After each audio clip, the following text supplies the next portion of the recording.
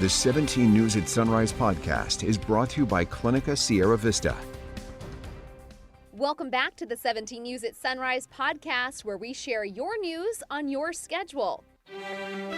Working in the spirit of the Golden Empire, this is 17 News at Sunrise.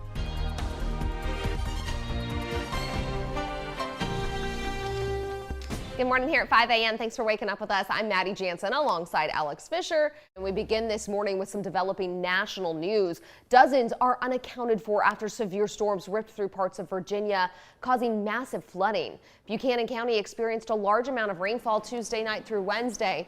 Homes and businesses were ripped from their foundations, cars washed away. Authorities say well over 100 homes have been damaged or destroyed. More than 40 people are unaccounted for as a result of the flooding, but officials say there are no confirmed fatalities. According to Virginia State Police spokeswoman, many of those unaccounted for could be safe but unable to contact loved ones or authorities. At least 18 search and rescue organizations are in the area. 5:03 is our time now. Catalytic converter thefts are still a pressing issue here in Bakersfield. It is an exhausting issue for car owners and law enforcement alike. The Bakersfield City Council moves toward cracking down on thieves that are running rampant, but several council members were hesitant. 17's Christian Galeno has more.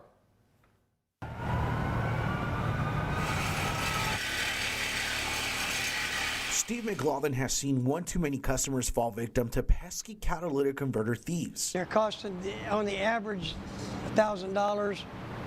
If he had a 2020 Tundra, he's out $8,200. McLaughlin thinks catalytic converter thieves should get harsher punishments, as it can take thousands of dollars to repair a car after the crime. They steal resonators, pipes, they cut brake lines, AC lines, oil lines. So they don't just, it's not just the converter damage, they're causing a lot of damage to vehicles. Motion passes.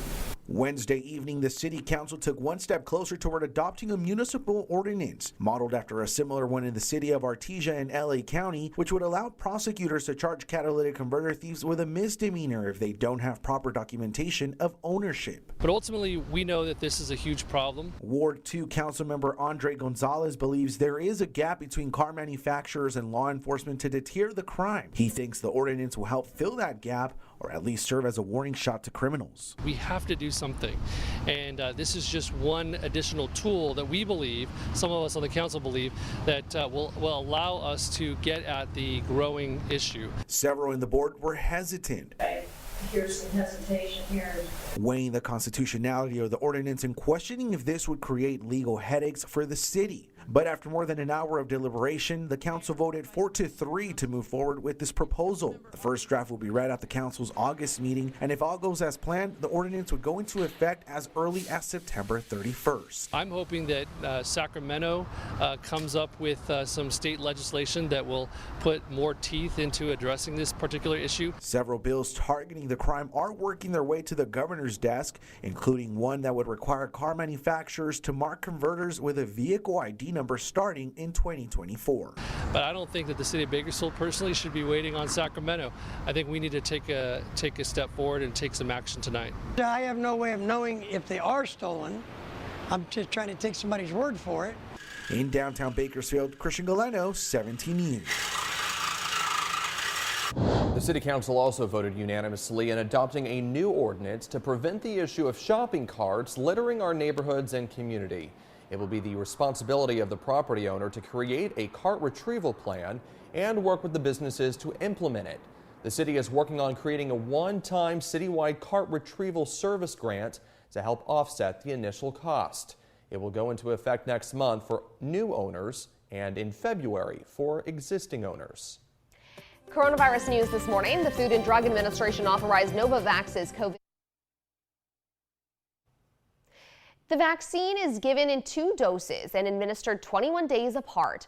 It will provide Americans with a protein-based alternative to the mRNA-based shots from Pfizer and BioNTech and Moderna. The vaccine uses synthetic coronavirus proteins to teach the body's immune system to recognize bits of the virus and uses an older technology found in other widely used vaccines, including shots for hepatitis and shingles. However, the decision will now go to the Centers for Disease Control and Prevention and its advisory committee for recommendation on how the shots should be used. The CDC's committee is scheduled to meet July 19th. The U.S. has already secured 3.2 million doses of the vaccine, according to the Biden administration. And strides are being made in the fight against monkeypox. The world's leading provider of diagnostic information services says they will now start testing for the virus. Quest Diagnostics say they will launch what is believed to be the first commercially available test. That test has been validated under federal regulations and uses swab specimens to determine if a person is infected with monkeypox virus. Quest says they expect to be able to test about 30,000 people a week by the end of the month. This comes as cases of the virus continues to increase here in the United States.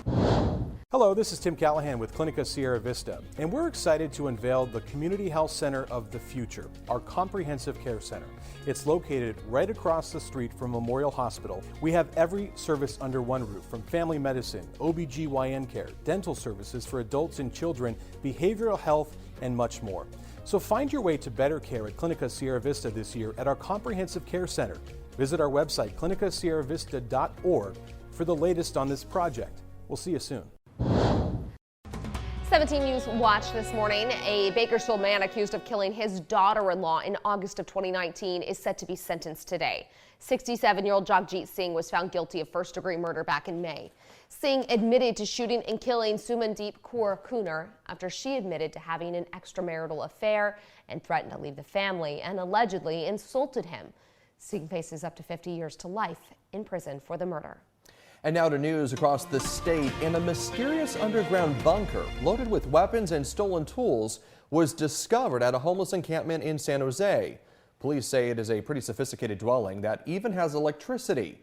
They found it while investigating a burglary. Once inside, they uncovered nearly $100,000 in stolen items. 6 people suspected of being linked to the treasure trove of stolen goods were arrested. Many are concerned that the bunker is so close to schools and fear there could be even more of them in the area. In just 2 years, you can decide if California's minimum wage should increase to $18 an hour. Supporters of the initiative have gathered enough valid signatures to get the measure on the ballot for the general election in November 2024. The state's minimum wage is already set to increase to $15.50 an hour for all workers next year. A similar effort to place measures on the ballot this year were unsuccessful because not enough signatures could be verified ahead of the deadline. The city of Highland Park in Illinois held a vigil yesterday, remembering the lives lost during the 4th of July mass shooting. The community gathered on the lawn of City Hall, remembering and honoring the 7 victims who were killed when a gunman fired more than 70 rounds into the crowd during the town's holiday parade. Tonight, we mourn for those who were murdered.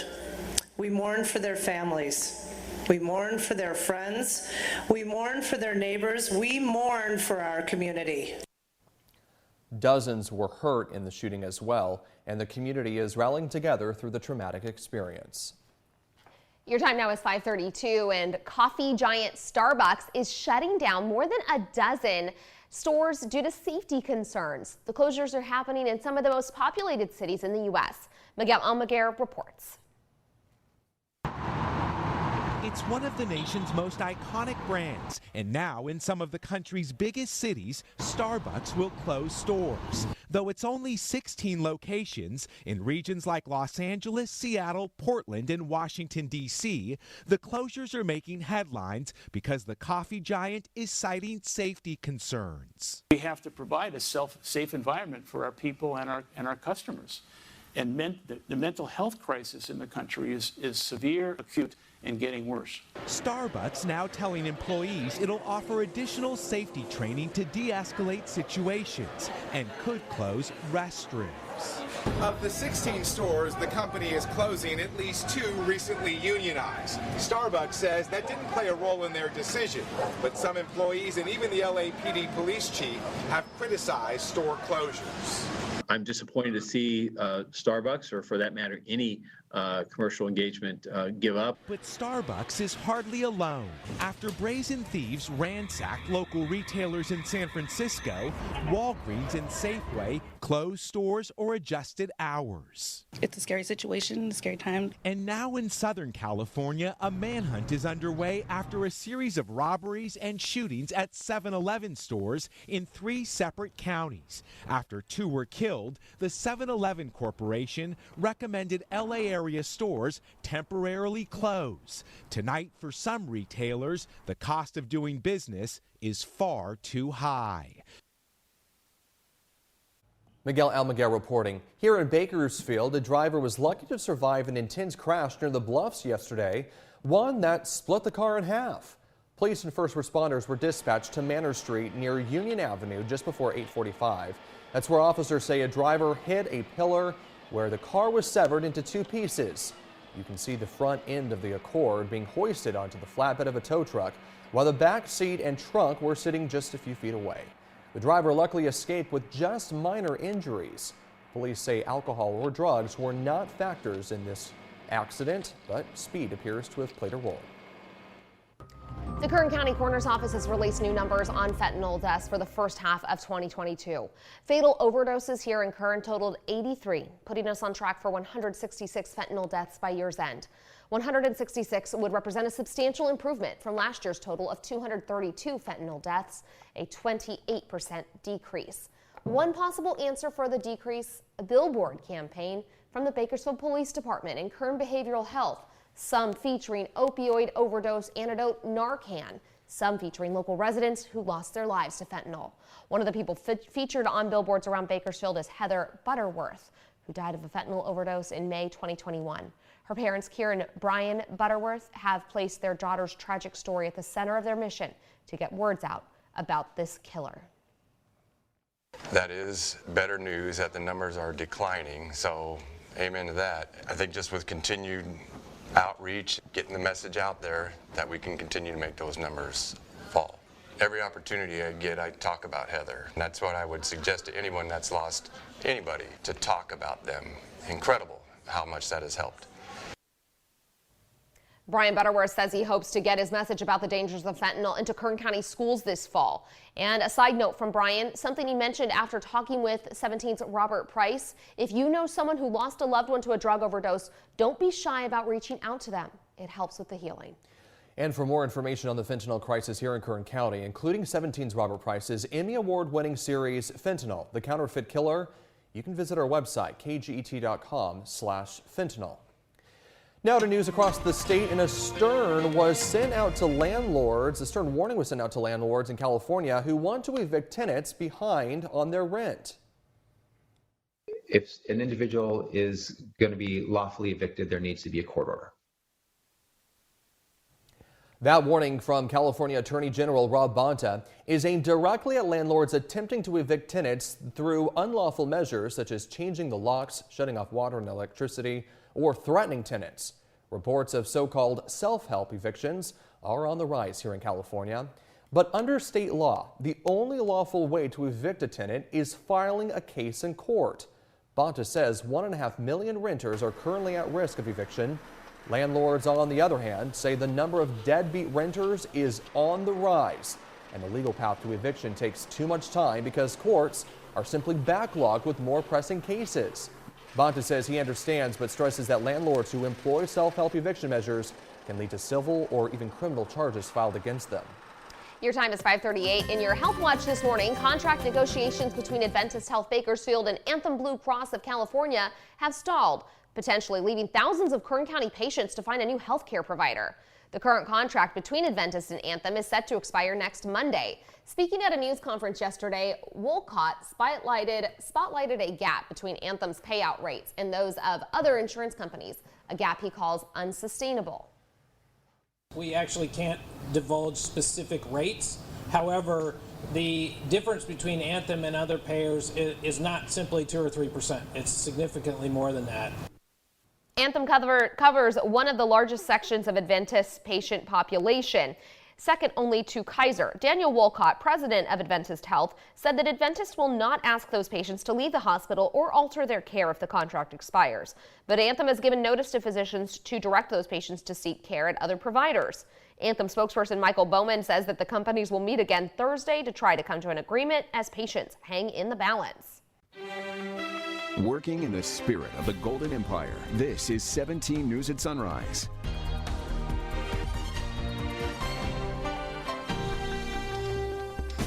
The 17 News at Sunrise podcast is a production of KGET and Nexstar Media Group.